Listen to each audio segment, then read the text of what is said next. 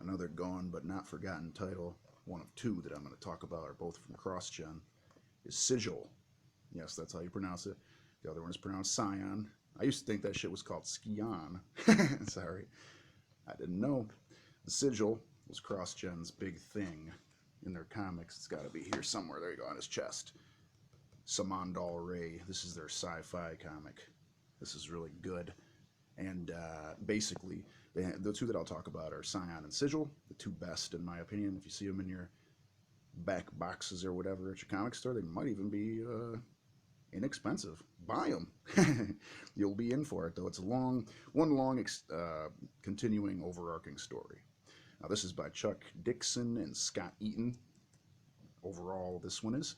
And it's the story of Samandal Ray, which is he's like a kind of like a military guy who has a ship called the Bitter Luck, and he's got a crew with him that are sort of like misfits, and it's got sort of maybe a Jim Starlin type story, or mixed with a little, I don't know, it's not really like anything, maybe a little bit of Star Trek thrown in or something. There's a book called Negation. It's quite good as well from them. If you see that, check that out. But this is a great series. 40-some issues. I suggest you check it out, man. Here, I'll even read the back of this. Wait a minute. Let's make sure this isn't like the last one so I don't give too much away. That's 6. I guess I'll read the back of 5, if nothing else. Wait, I won't even do that. It's just good. Let's just say it's just good. It's a space opera science fiction. Okay? Scion, Royal Wedding. Ron Mars, Jim Choon. I always mention that whenever anyone brings up Jim Choon, Scion, because I loved his art here.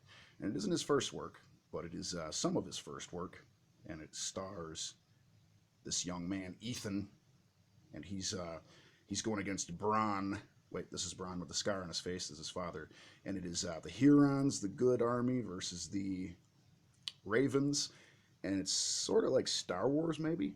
Sort of like, it's a fantasy, though, however. It's got something weird. I don't know. I couldn't really explain it, but it's basically good versus evil. The dude is, then it's got a Romeo and Juliet thing with the Ashley character, who is his girl to be, basically. Ethan's. And it's got all their supporting characters, all the background ones, the slave race, who are quite interesting.